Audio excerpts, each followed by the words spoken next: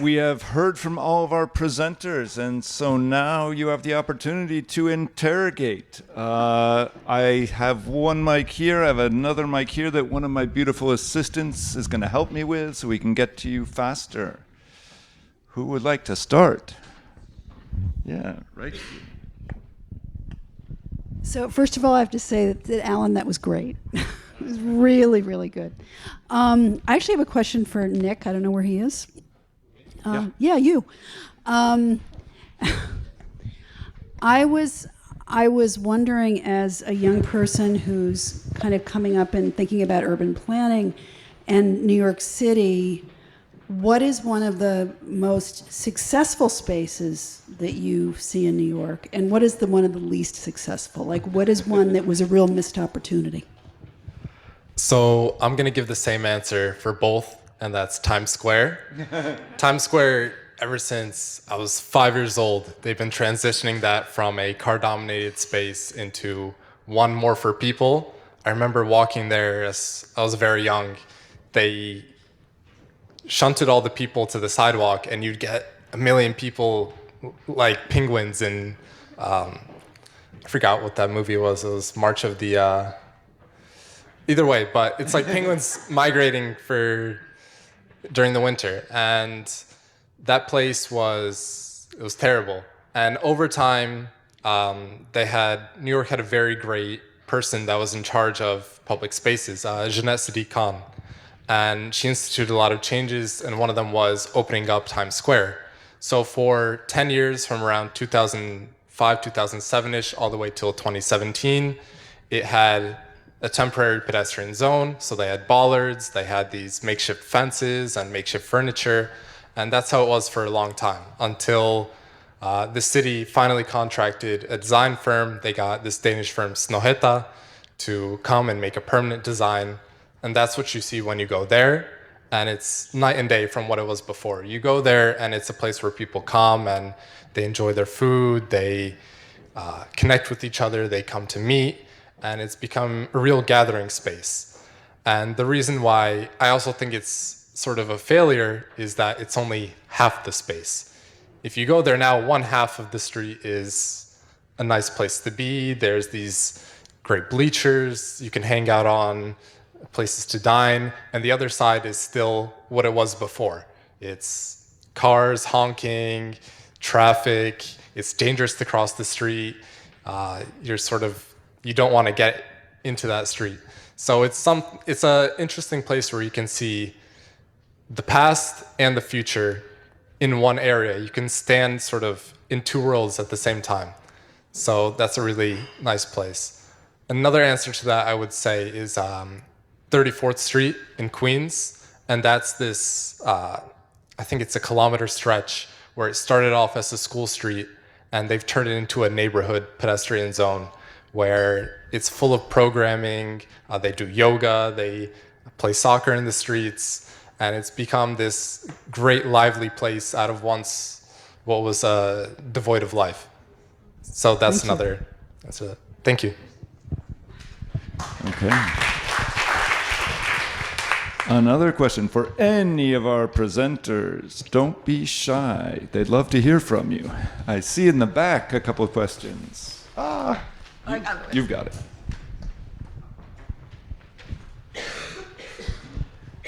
Thank you. I have a question for Mr. Plovitz, since you're an expert everything heart-related. What is your take as an expert on the difference between resting heart rate and heart rate variability?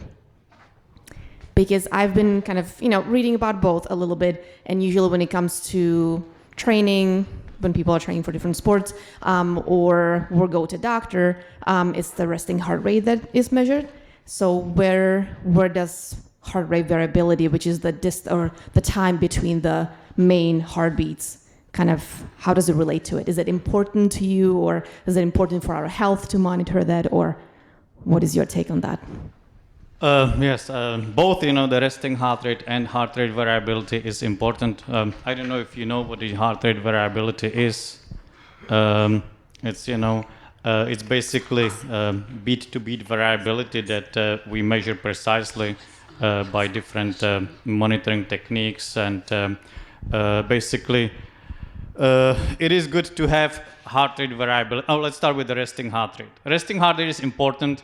Actually, generally, the lower the heart rate, resting heart rate, the better. You know, the athletes, they have very low resting heart rates, right?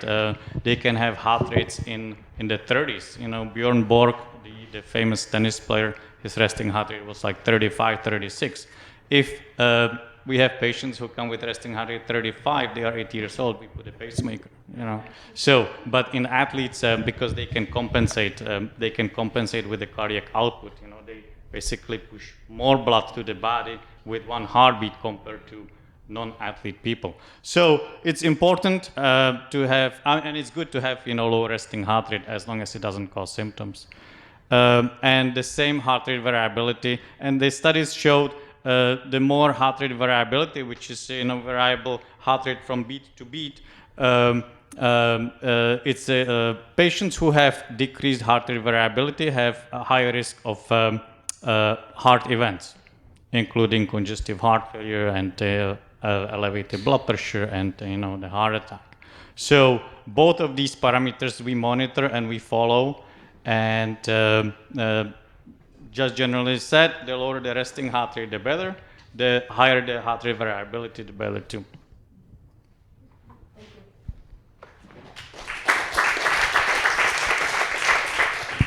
I have a question for Mr. Wisniewski.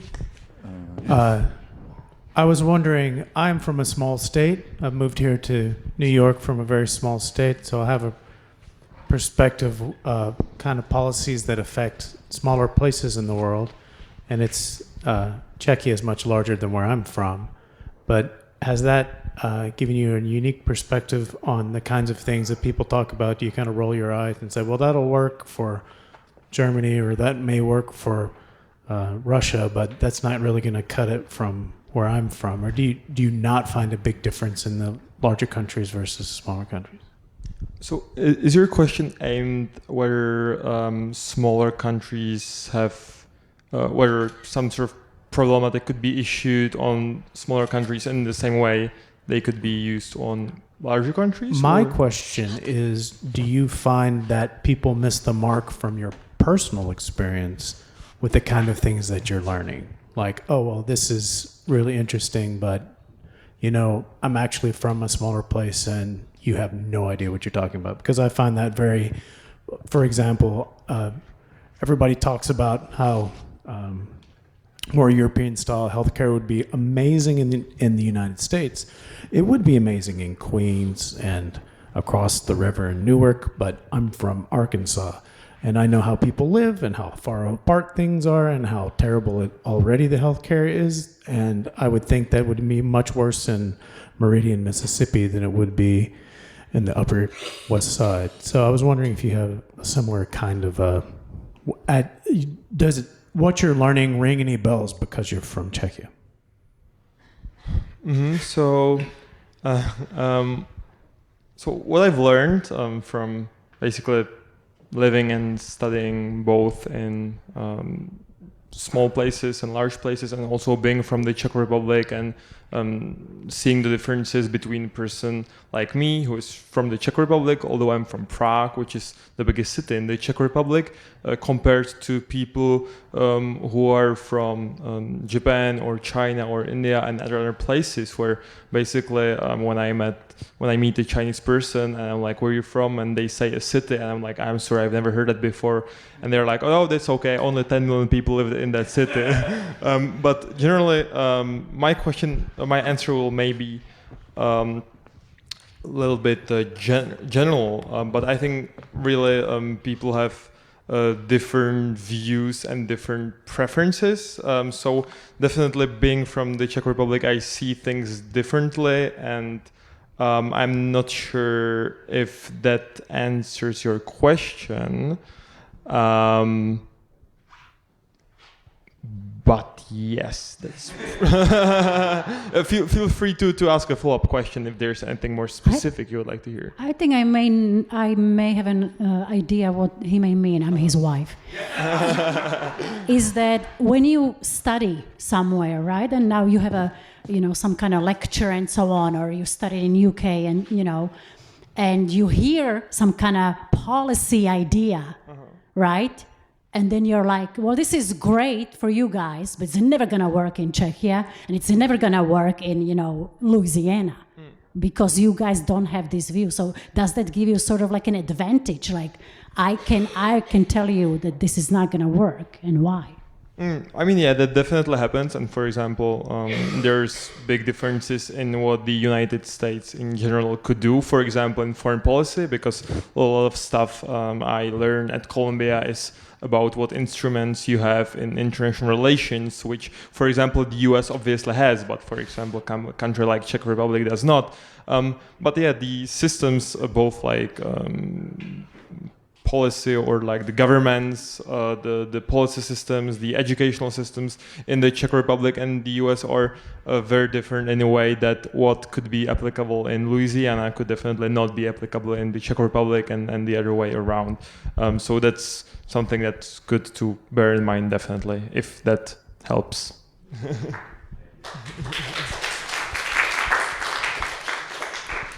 Okay, I have a question for Esther, who's here. So in your bio, you mentioned you're also an educator, and you didn't have much chance to talk about it. So can you tell us more about that aspect of your career? Oh, you have your mic following you. Thank you. Could I come back to that slide that I didn't get a chance to present? I think that would be best. I will talk, but there would also be a video running. Is that okay? Can I do that? Okay. When I was reaching out to all of these, people and asking them to support my studies, one of the things I would already say at that time, I was 18 then, right, is that please support me because I will come back to Slovakia and I will start a school like this in Slovakia. Like I will bring Berkeley to Slovakia, right, or something like that. Oh, amazing, thank you. And at that time, it was really just a dream. But what I realized while I was just 1 year in for my studies is that there were 2 other Slovakian women my age who also were studying abroad. We all had the same dream of bringing jazz and contemporary music to Slovakia. The reason it's not there is really just the Soviet regime, because it's a little too creative and too spontaneous for it to live at those times. And so now we work. We started a nonprofit called Za hranice s hudbou, or Music Beyond Borders. Thank you. And we work with 650 students a year at this point, which I'm so proud of. And what we keep hearing from them is that the educational activities are life-changing, truly, because instead of just being told this is how you play the piano and and someone taps their hand when they're not doing it right, or just like following the notes and following the instructions, they're encouraged to bring themselves into the music, to create. This is from our summer workshop that we organize every year now for 7 years. So that's the nonprofit back home, and I'm very proud of what we do. It's truly challenging, especially in this political climate. I'm not going to lie, to keep it going, which is one of the reasons why I'm here, to gain more support for what we do back home.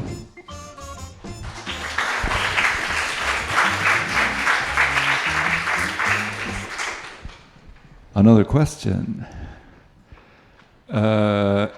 Yes, I see in the back.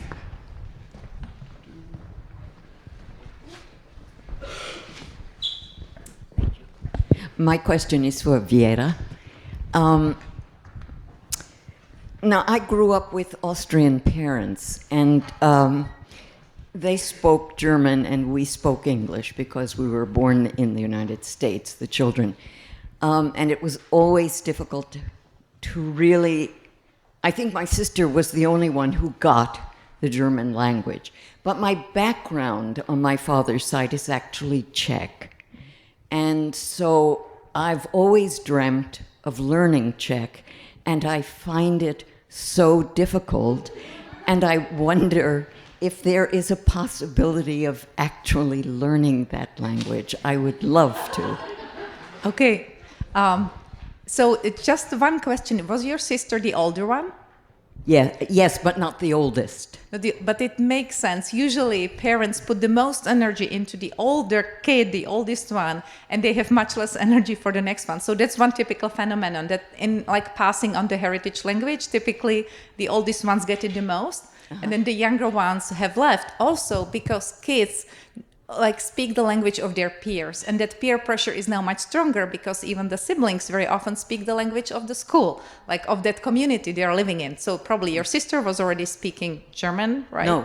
All English. She was speaking English, but she learned German. learned German, and yeah. she learned it extremely well. Yeah, so. she probably had also like more experience with her parents and all that. So that's one of my comments. You can always learn a language. There's never, and sometimes there is. So yeah, there are like sort of these like steps where after a certain age, for example, you don't fully acquire something. So if you start learning a language after the age of like 6, you will never have the full intonation or phonology as a native speaker. That's why I don't speak English as a native speaker. I never will. Mm-hmm. But at the same time, there is no like limit for learning language. And sometimes there is this misconception that the older you are, the less you learn. That's not true. It's often that we are way too shy and too self-conscious, and that's what's preventing us. So if you make an adult not to be afraid to make mistakes, to just speak, just try it, they can learn very well as well. But again, they will never acquire like intonation fully, they will never maybe get the syntax or inflection, but they can still learn. It's not like that at a certain age you would not learn anymore. Moreover, if you already have a basis for that language from your childhood and you now start to learning as older person, again, it will be faster, and you will, it's one of the great like brain exercises against memory loss in the old age. They actually say do it as older, like repeat the languages you learned as younger, because it in general, language sort of like activates so many brain areas at the same time that it's really great for like even like preventing memory loss and making your brain like fresh. So I would go all for it. Concretely, at the Czech Center, they offer language classes for adults, so you can do that. There are some private teachers I can recommend, so there are also ways to learn it here in New York City too. Okay, thank you.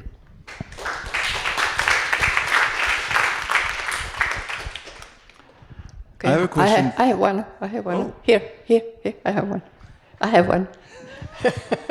This is for Michael.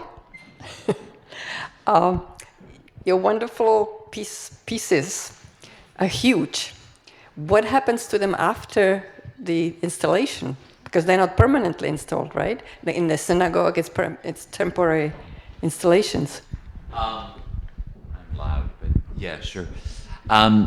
So one of the challenges of trying to work with stuff that has to do with ecology and the climate is that we are all constantly doing things that work against the purpose of doing it. And yes, one of the problems with these pieces is that some are temporary, some are permanent, but the temporary ones exist almost like a performance. Think of it as a set for an opera. And they do disappear afterwards. So yes, it is a temporary phenomenon. But do they disappear, or do you just roll them up and make No, they can't be recycled typically. Oh, they cannot be recycled? No. It's the... Oh, that's against the philosophy. Completely. And I shouldn't be taking an airplane either. Oh, that's too bad. And do you do also smaller pieces? The smallest things I've done recently are about 1 meter by 1 meter. Okay. So these are the drawings. They're little, relatively speaking. And do you work with environmental institutions and organizations, or is it mostly with art related to environment? But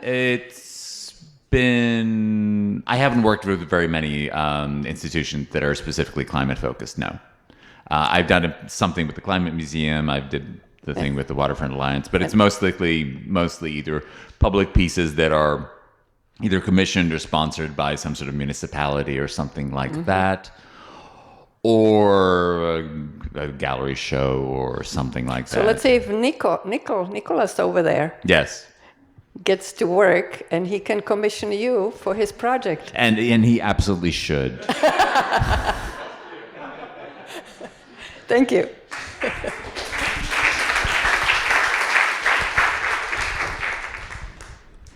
Okay, I have a question for Alan. Beautiful playing, by the way.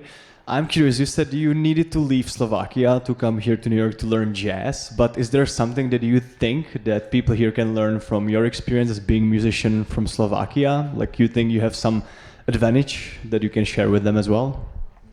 Of course, I would say, well, you know, jazz is considered as it's a long time tradition. All the jazz music that ever happened, it started all with bebop, and especially I played there recently. I had a very big honor to play at Minton's Playhouse. That's where the bebop was born, and Charlie Parker performed, Dizzy Gillespie, you know, and I know that if I knew that when I'm gonna come here, you know, I can learn a lot. I can learn a lot, but also I can bring my culture here. And to be honest, you know, when I spoke with a lot of people don't know what is a Slovakia, you know. So they're like, "Ah, you're Slovenian." I said, No.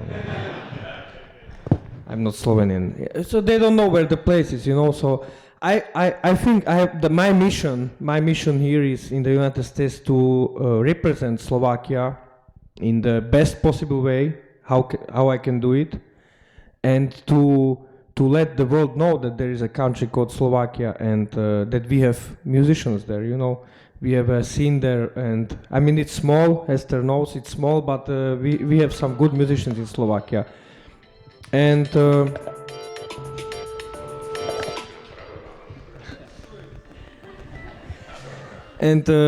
was that your question, or? Yeah, pretty much. Yeah. So, but I think, you know, I came here. It was not very easy because I applied to the Manhattan School of Music, and I got a pretty good scholarship in like 70% of the full amount, but I still had to put up a lot of money by myself with my family. So I saved something from playing concerts, playing gigs, and we had to get a loan with my family to be here, you know. And we are still searching for a lot of support. It's tough. It's a tough place, especially when you are if you are an artist here, there is tons of musicians here, you know. So you have to be a lion.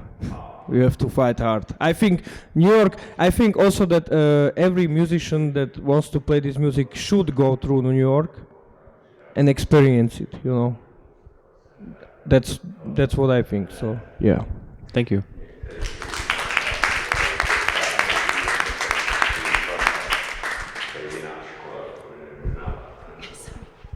I just have a quick follow-up question. I'm also from Slovakia, but how did you, Alan, land on Manhattan School of Music versus Esther at Berkeley? Martin Valihora was at Berkeley. A lot of jazz people from Slovakia were at Berkeley. Seems to be maybe Martin started it all with you know. But how did you choose Manhattan?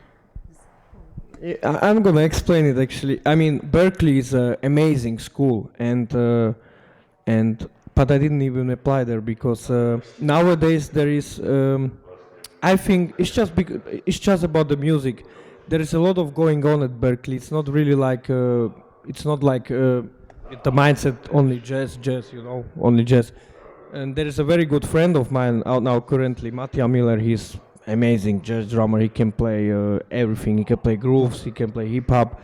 So this is a place for him, for example, to be at Berkeley because you can study. Very various genres of music, but I was like, but also, you know, to admit, he always is coming to New York to hang because, you know, if you wanna meet people and play music, this was the main reason I wanted to be in New York because New York is the scene, as I told you. So I applied at 3 schools in New York. I applied at Juilliard. There was a problem. I didn't pass the TOEFL test. It's an English test. So, you know, I didn't want to give it one more try. I said, okay. But then I applied to Manhattan School and City College. I got taken to both. And I decided Manhattan School of Music because I think it's also a very prestigious school. And yeah, so I think this is it. Yeah.